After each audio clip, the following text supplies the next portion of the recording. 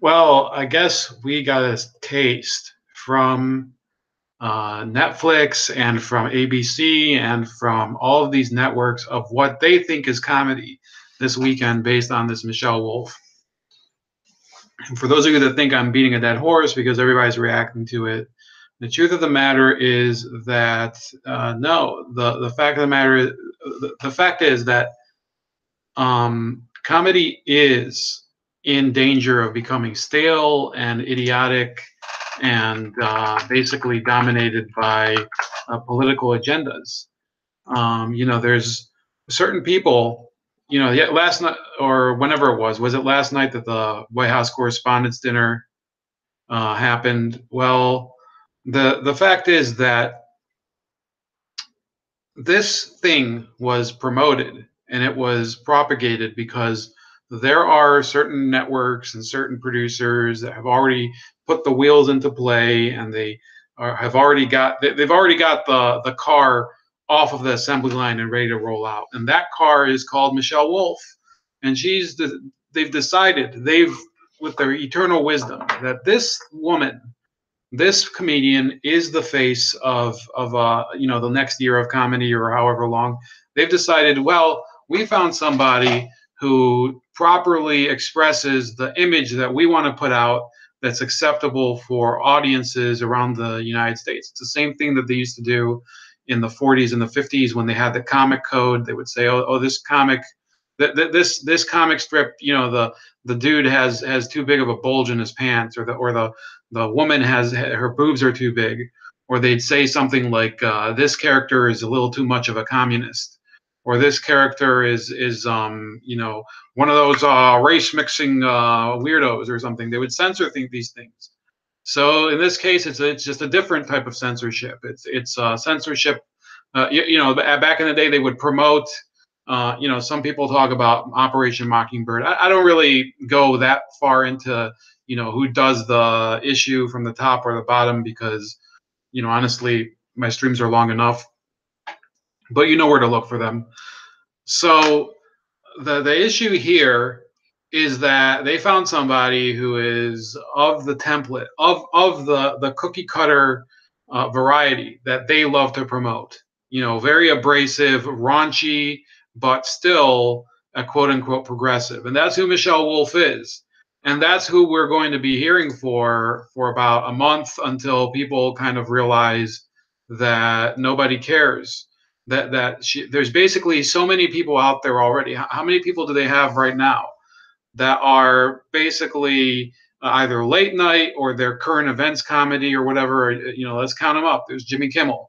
Jimmy Fallon is still trying to hold on to his non-political late night image, not always successful. Conan O'Brien.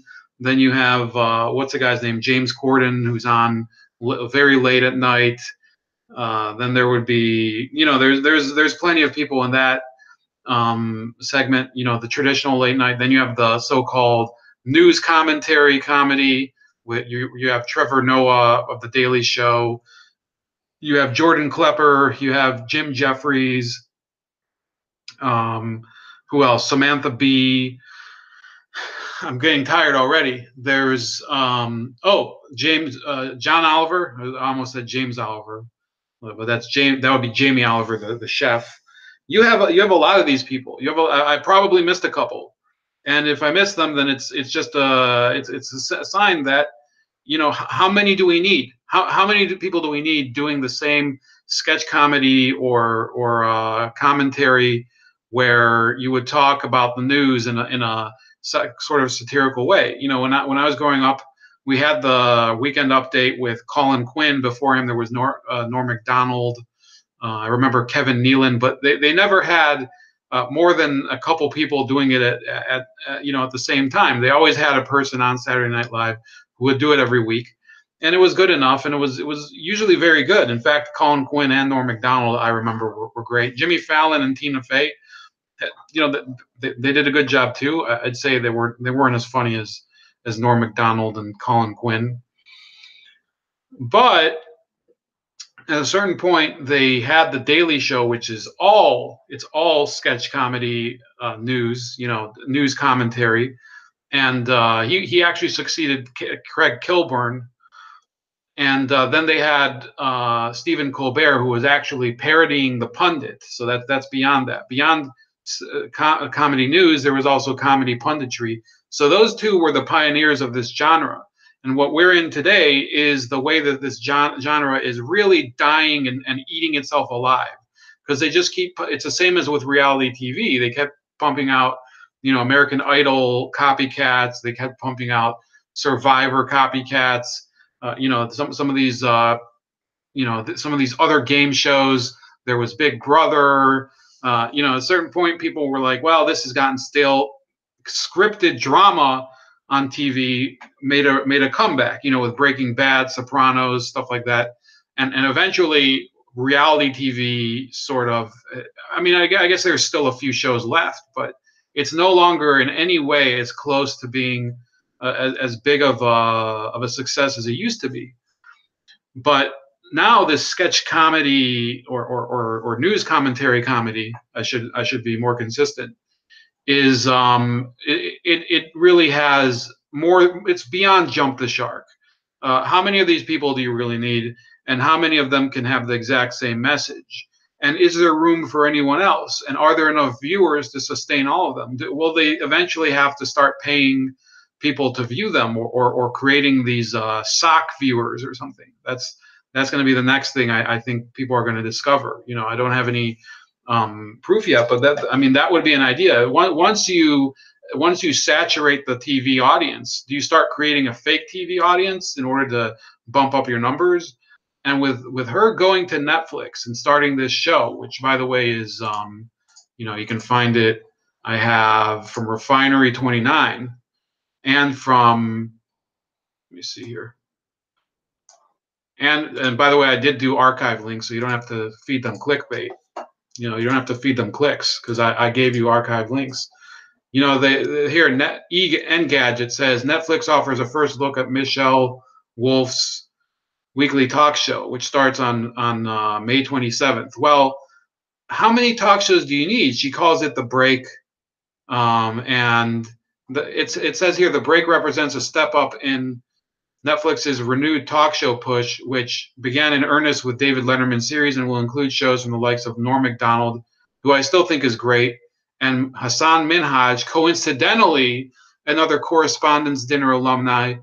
It should be alumnus, by the way. If you can't appear on stage, maybe you should learn how to write. But just kidding. A lot of people say alumni. The company is at once competing directly with weekly shows such as John Oliver's Last Week Tonight, and venturing into a more TV-like format where it offers a steady flow of content instead of its usual everything at once strategy. This could give you reasons to come back to Netflix in between show marathons, the theory goes. That, in turn, could encourage you to watch shows that weren't already on your radar.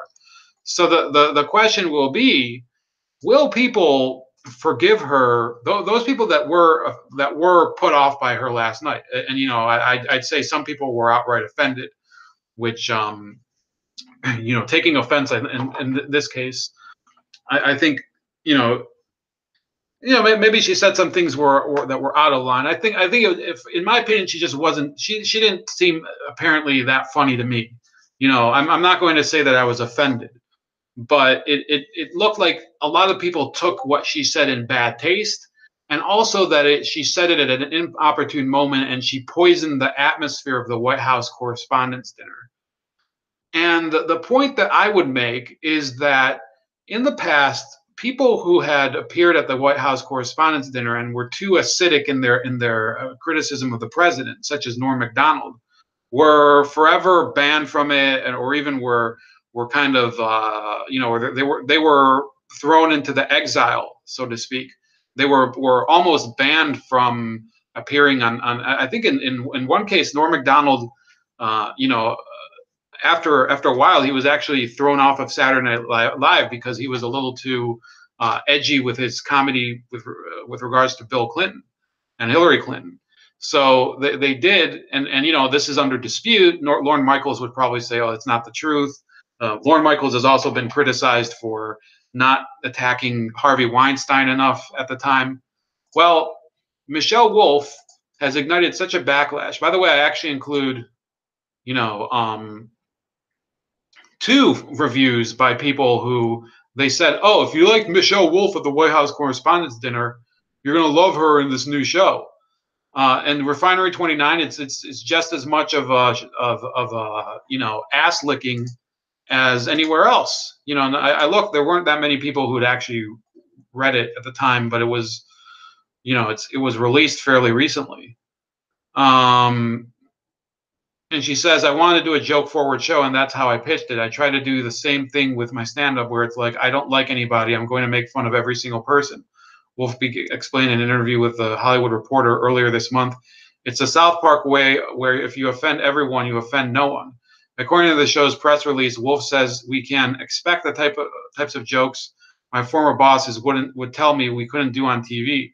While she hasn't announced who will make guest appearances on her show, she said that guests will definitely be popping in to join her sketches. The series premieres on May 27th on Netflix, but if you can't wait that long to enjoy the comedy stylings of Wolf, she also has an HBO special called Nice Lady. So, I mean, I'll leave it up to you whether to watch it. But based on what I saw on that show, to compare herself to South Park is really, that's beyond, that's beyond self-flattery and arrogance. That's just for me. I see even the Guardian said that this was bogus. This is from Ed Pilkington. He said, even in a nation with a long and noble history of brutal comedy roasts, the performance of Michelle Wolf at the White House Correspondents' Dinner put the cat among the social media pigeons. Twitter lit up on Saturday night and into Sunday with impassioned responses to the comic's hyper-caustic japes at the expense of senior figures in the Trump administration. The annual event, traditionally conceived as a chance for government officials and reporters to let their hair down and poke fun at each other with some well-intentioned ribbing, descended into all-out acrimony. At the center of the ruckus was White House Press Secretary Sarah Sanders, who's sitting just feet away from the stand-up comic on the high table, was the butt of some of Wolf's sharpest barbs. The jokes, including references to Sanders lying during press briefings and to her facial makeup, provided furious criticism from several current and former White House figures as well as prominent journalists. So again, they referenced Mercedes Schlapp, who, I don't care. She's also, too conservative to really.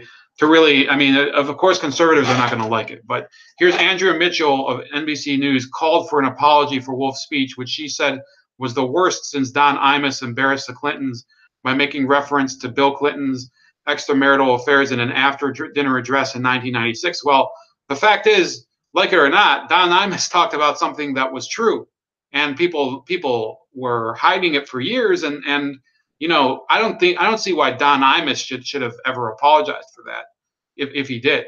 Two key New York Times reporters expressed distress. Maggie Haberman, who has written some of the most excoriating dispatches in the Trump White House and has been attacked for it by the president, leapt to Sanders' defense, praising her for absorbing the Wolf Blitz rather than, I see what they did there, Wolf Blitz, rather than walking out. Peter Baker, the Times chief White House correspondent, said, I don't think we advanced the cause of journalism tonight. Well, I mean, I don't think they ever do at those stupid dinners. Wolf, who told the Guardian in 2016, 4 more years of Donald Trump jokes will drive me insane, answered Haberman on Twitter. Hey, Mag, she wrote, all these jokes were about Sanders' despicable behavior. Sounds like you have some thoughts about her looks, though. She also claims she had not been criticizing Sanders' looks, writing, I said she burns facts and uses the ash to create a perfect smoking eye. I complimented her eye makeup and her ingenuity of remarks, of materials. Amid contrition from reporters, the president of the White House Correspondents Association, which organized the dinner, tried to assuage sore feelings without going as far as to make an apology.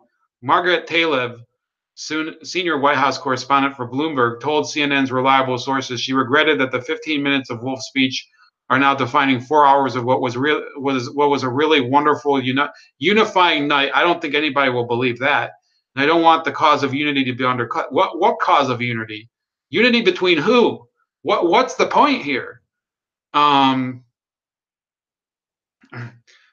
in from the other direction, there was also a mass comment on social media defending Wolf's First Amendment right to speak as she saw fit and decrying the inability of so many people to take a joke. the actor and comedian. Yeah, she's really an actor, Rosie O'Donnell. You know, she was in the Flintstones, and one of the worst movies ever made. Um, One of Trump's bot noirs. I don't remember how to pronounce that. That's a French term for black nut. Slammed those who called Wolf's speech vulgar by replying, "It's a roast. Truth telling is required." The comedian Kathy Griffin, who was at the dinner, ridiculed those who said Sanders should not have been subjected to such disrespect. Sarah was there representing Trump on the dais at an event with a professional comic who was hired to do a roast. Griffin knows a thing or two about the price comics can pay when they are deemed to have crossed the line in joking about Trump. When she posted a photo of herself last year carrying a model of Trump's severed head as a satirical comment on the president's treatment of women, she was widely denounced and shunned. The continuing furor over the dinner was, in the last analysis, thoroughly Trumpian. A few years ago, when Barack Obama was in the White House Correspondents' Dinner was criticized for being a cozy club in which administration officials and journalists ate together, laughed, and sang together, and generally fawned over each other.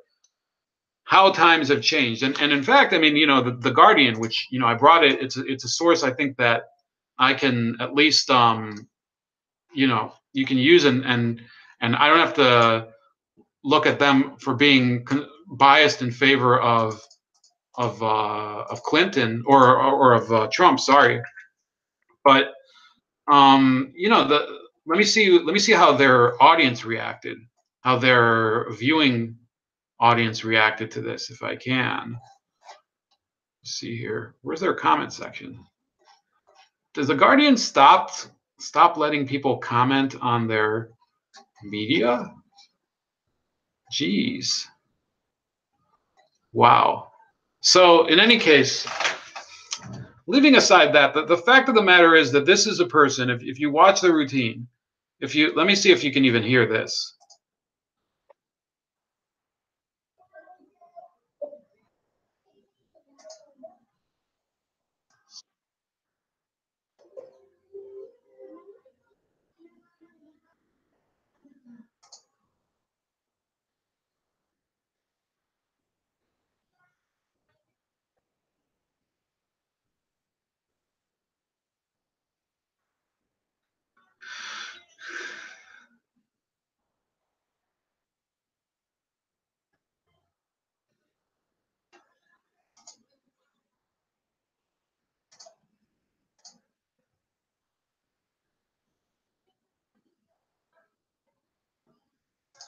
So they didn't actually feature the most controversial segment. I don't know if you got. If I have a hard time believing you couldn't hear what was just said, because she's so loud and shrill. And I think that the idea was they couldn't get Kathy Griffin to do it because it would have probably generated enough people who said, well, we're not going to watch this, or we're not going to. And you know, some of the journalists would have said, well, this is a little too far because Kathy Griffin has already you know, attacked people and been, you know, she's been basically buzzsawed by the Trump train before. So they got a person who's basically the generic Walmart ripoff Kirkland brand. I think Kirkland is Costco.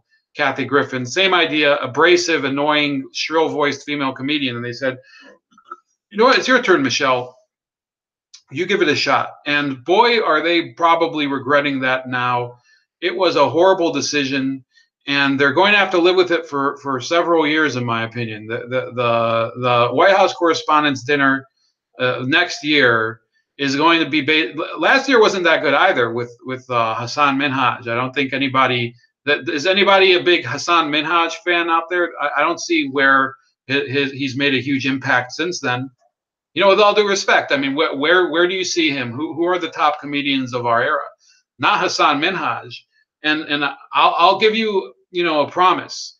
This Netflix emphasis on these people who were featured at the White House Correspondents' Dinner and flopped with a large portion of the population, it is going to lead to cancellations of subscriptions. It's going to lead to these, you know, if only the only thing that they can do is gain audience from other shows that like I said, they're of the comedy, you know, the parody news, the parody pundit stuff, with Jordan Klepper, late night talk show. People don't need any more of that. People, I mean, to be honest with you, you and I can put together just as good of a show of quote unquote talk show as these people, and we're not constrained by editorial lines. We're not constrained by studio requirements or by who we're going to appear with or whatever. I can get somebody who wants to talk about his issue. If I think it's good enough, I can get them to come on, and that's basically the only stopgap. With her, she's become basically the corporate darling, and that's where I think we'll finish. The fact is that those of you that don't know who Michelle Wolf is, the fact is that she worked at Bear Stearns from 2007 to 2008, and later at J.P. Morgan for a total of almost 4 years. So this is from the Wrap, and it's about the Daily Show. This is this is her. Let's take a look here. She got a job at Bear Stearns in March 2007 until that firm collapsed a year later amid a global financial meltdown. Wolf assured us she has nothing to do with that. She then went on to J.P. Morgan for a few years after that. And then at the time, she said she counts Carol Burnett and Colin Quinn among her comedy inspirations, never thought of doing comedy professionally. So this is a woman, she hasn't been involved in comedy for very long. And the real mystery is who brought her to light. It says, and while Wolf is a new face on the show, she is well known in comedy circles. Louis C.K. recently named her as one of the great comedians working today, describing her as relentless, funny, and consistent. She has also performed with luminaries like Sarah Silverman and worked for both the 2016 Academy Awards and the 2014 Emmy Awards. So while her career as an investment banker may have fizzled out, Wolf's stock is definitely on the rise. So this is from the Wrap. But she isn't letting success go to her head. The long-running satirical news series is a cornerstone of the Comedy Central brand, something Wolf does not take lightly. This is a show that I grew up watching, she said. It was on for all my adult life and most of my life in general. I've watched The Daily Show forever, so being part of it is surreal. So, look, there's really nothing. This is a person who was promoted by the comedy glitterati, the Illuminati of the comedy world. The people, you heard the names: Louis C.K., Sarah Silverman. She is not somebody, to go from 2008 up until 2018 and have it, or actually, I believe she stopped working at, I think it was, she stopped working at J.P. Morgan for probably in 2011. So to go between 2011 and 2018 to being the new it girl of comedy, to being the on the Daily Show in 2016. So within 5 years she's on the Daily Show, and then 2 years later she's hosting the White House Correspondents' Dinner. But look, there are a lot of comedians that went for years without being able to even feed their families. There's Wanda Sykes. I remember her story. I think it's Wanda Sykes. There was there's certainly people that I've heard about on the local level that have dealt with it. There was John Leguizamo, especially. I remember his story. These are people who are not liberal. They're not conservative people. And I feel for them that now that they're. I remember Wanda Sykes got booed off stage for criticizing Trump. Well, Wanda, I'm sorry to tell you, but you live by the sword, you die by the sword. And she got booed off stage, and it's for me, it does feel bad to look at one of the comedians I really liked watching while growing up, that she thought, oh, because everybody else is doing it, I'm going to be able to kill by bashing Trump. Well, you have to know your audience too. Just because everybody else can get a very nice screened audience to come in and laugh at your lame jokes about the same topic as everybody else doesn't mean that an organic audience that you appear before is going to appreciate it. When you go to Tampa, when you go to cities like Atlanta, well, maybe not Atlanta, but when you go to cities like in Alabama or in Tennessee or something, and you go up in front of the audience, you'll probably bring out the boo birds, and probably get booed off stage. And you have people like Owen Benjamin, who is a huge YouTuber now. This is from hugepianist.com. that's his website, because he plays piano on stage. And the guy is constantly, people are trying to prevent him from appearing. And you have, this is April 28th. I think, let me see here. I think it might have been canceled because the people just tried to force him not to appear. The venue change. So you have to, because he's so not politically correct. Owen Benjamin gets his gigs canceled. He gets attacked on Twitter. They tried to get him banned on Twitter. I think they might have banned him for a while, or he was suspended. And that's comedy, and those comedians at the top, like Michelle Wolf, will never stand up for those people's First Amendment rights. They'll never stand up for your First Amendment rights. For them, it's the same as with academics. Academics believe in academic freedom. Comedians and reporters believe in freedom of the press, so to speak, but they don't believe in actually doing their jobs faithfully. So when they get attacked, not censored, but attacked by the other side, they say, "Oh, you're trying to censor us." No, we're not. We're reacting. You just don't like the reaction. You thought you would get the reaction you wanted, and you didn't. And that's what's probably going to happen with these Netflix specials, and the bubble is going to burst for some of these people. And Michelle Wolf, I'm not seeing her succeeding. So that's it. Please leave your comments below. Like, subscribe. Send me any comments you want, any topics you want to talk about. Even cultural topics like this. I think it is important to preserve the belief that comedy is a performance art, that regardless of your opinions, you do need to be able to hold the audience, so regardless of the opinions. Dave Chappelle, masterful person, masterful comedian. Do I agree with his political opinions? Probably the majority of them, no, but he's still a master of the art. So like I said, please reply, share, like the video, and subscribe.